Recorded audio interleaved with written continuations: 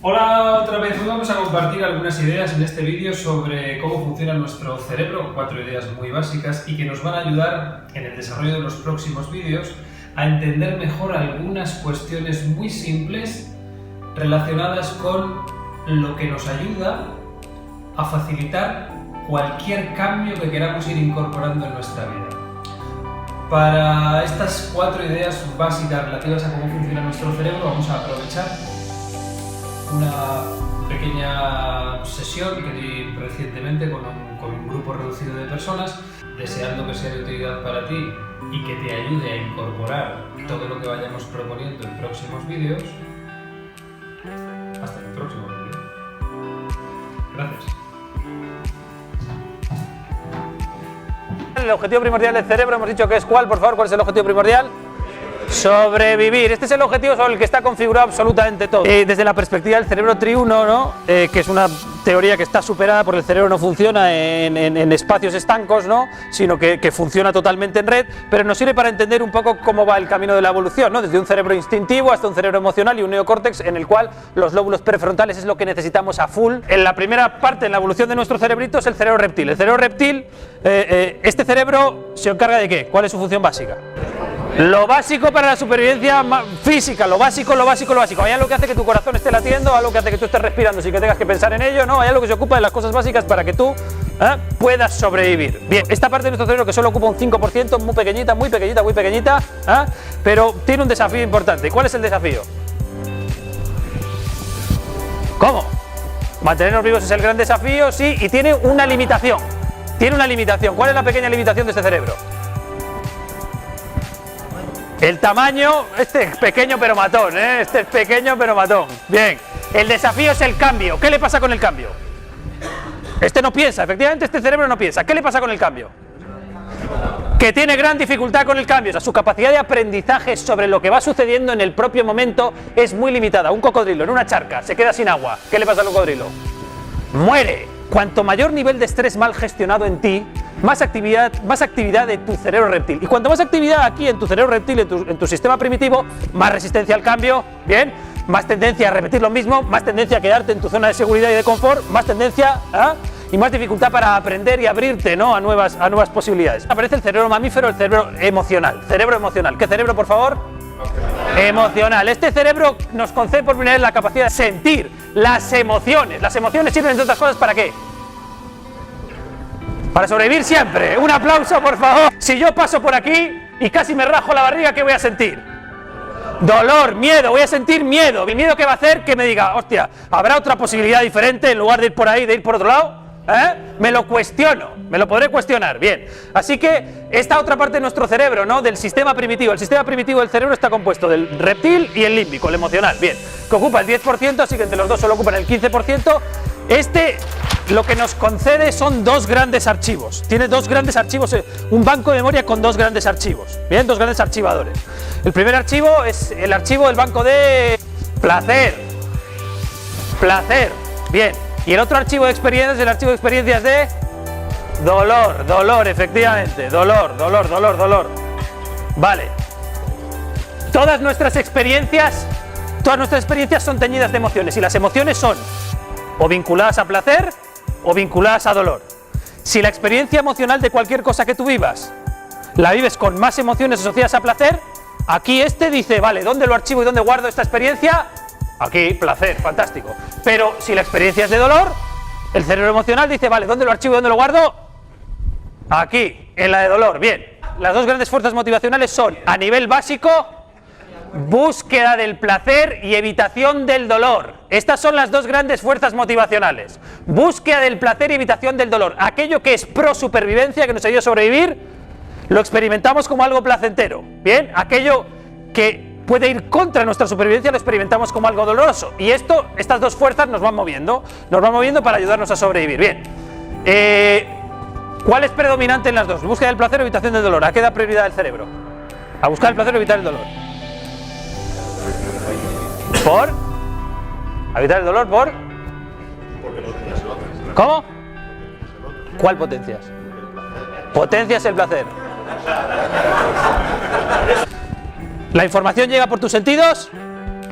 Hay una parte que queremos hablar del cerebro que son las amígdalas que chequean, ¿no? Comparan con el banco de memoria si hay algo parecido. Si se parece a dolor, a algo de dolor, ¿qué hace nuestro cerebro? ¿Activar qué? ¿Qué activa? El mecanismo, efectivamente. Y para activar correr, ¿qué hace? Activar el mecanismo de estrés. El mecanismo de estrés, que es un mecanismo de defensa y de supervivencia en un entorno de hace 160.000 años. Por eso cuando estás estresado lo que sientes son síntomas físicos. Tú sientes, ¿no? Hay tensión, tensión, tensión, puede haber sudoración. Habréis observado probablemente que es más fácil retener, recordar y darle vueltas a experiencias negativas que se te quedan ahí como pegadas, ¿no? Y que parece que a veces es difícil soltar. Es más fácil eso que mantenerse en la conciencia y el recuerdo de las experiencias positivas. Y para poder aprender de la experiencia maneja dos grandes emociones, que son, la primera es la ira, ira, para luchar, y la segunda, el miedo. ¿El miedo más importante de nuestra especie cuál es? Bien, pues este es el que algunos de vosotros lo vais a enfrentar después, ¿no? Bien, miedo a la muerte. ¿Miedo a la qué, por favor? Miedo a la muerte, muerte. Esto es lo que nuestro cerebro quiere evitar a toda costa. El miedo a la muerte se puede subdividir en dos grandes miedos. Dos grandes miedos. El primero de estos dos grandes miedos, ¿no? Es el miedo a no tener el control. No tener el control de qué puede pasar, cuándo, cómo, con quién, dónde. Control de cualquier cosa que pueda afectarme. Cuanto menos control tengo, mi sistema primitivo se siente más estresado, porque cuanto menos control tengo, percibe que estamos más cerca de la muerte. Eso es, muerte, eso es. Bien, así que para compensar esto, lo que activa es la necesidad de control. Conocéis personas y trabajáis aquí con personas, y algunos de vosotros lo sufrís, con una necesidad de control brutal, ¿no? Una necesidad de control muy alta, de saber exactamente qué, cómo, dónde, cuándo, por qué, ¿no? Tener todo muy, muy controlado. ¿Bien?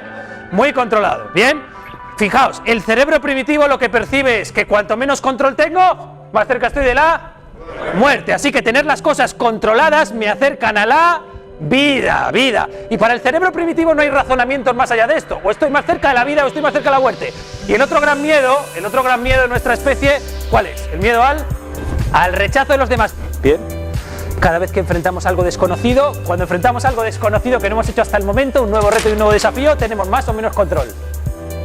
Menos. Y si por lo que sea no saliera bien, nos enfrentamos a un mayor o menor posibilidad de rechazo potencial del grupo.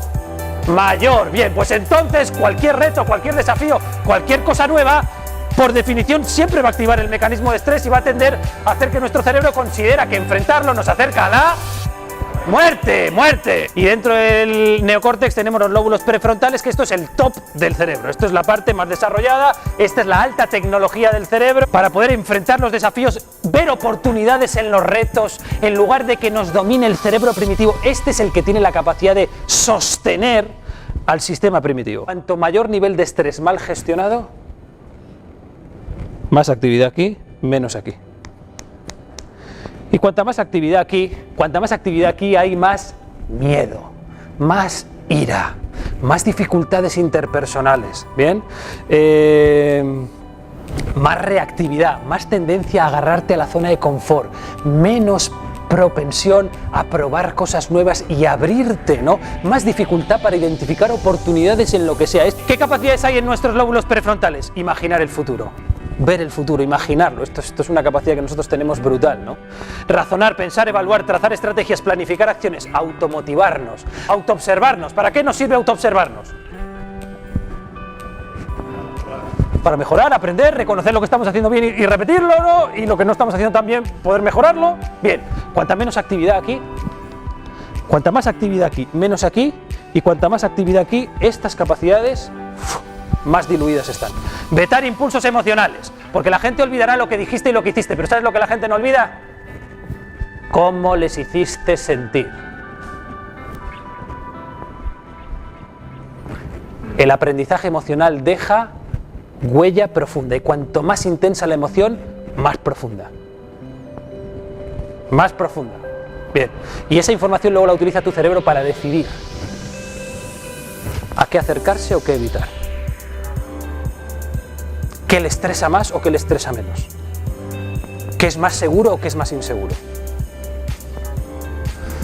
Desarrollar la inteligencia emocional interpersonal y relacionarnos con otros, comunicarnos con ellos y desarrollar valores trascendentes que tienen que ver con pensar en qué vas a dejar en el mundo detrás de ti, ¿no? Y cómo al final contribuyes con tu familia, la educación de tus hijos, lo que sea, ¿no? Lo que sea. Bien, ¿y qué es lo que dificulta que los lóbulos prefrontales funcionen a pleno rendimiento? El dolor físico y emocional. El dolor emocional activa exactamente los mismos circuitos que el dolor físico, exactamente los mismos. Los mismos. Adultos poco empáticos en los primeros años de vida, mala nutrición porque los lóbulos prefrontales tiran de energía, de combustible de alta calidad, toxinas y estrés negativo. Esto hace que los lóbulos prefrontales caigan en picado y cuanto más caen estos más arriba van. Bien, para superar el desafío, para superar en general todos los desafíos, necesitamos un cierto control sobre esto para poder ir a por ello con posibilidades. Creyendo que podemos, ¿no? Estos son los que nos hacen creer que podemos. Estos son los que nos hacen ver que enfrentar la incomodidad del desafío puede tener una recompensa, placer. Placer, ¿cuál es el placer después? La recompensa, ¿vale? De superarlo. Si estos no funcionan suficientemente bien, difícil. Es muy difícil. Y además para superar los desafíos vemos que somos una especie social. No solo nos necesitamos a nosotros, necesitamos a los demás. Y cuanto peor funcionan estos, más dificultades tienes para relacionarte y colaborar. Nuestro cerebro no entiende la diferencia entre lo que vivimos en realidad y lo que imaginamos. Y el mecanismo de estrés se activa del mismo modo y con la misma intensidad por algo que tú imaginas que por algo que vives realmente.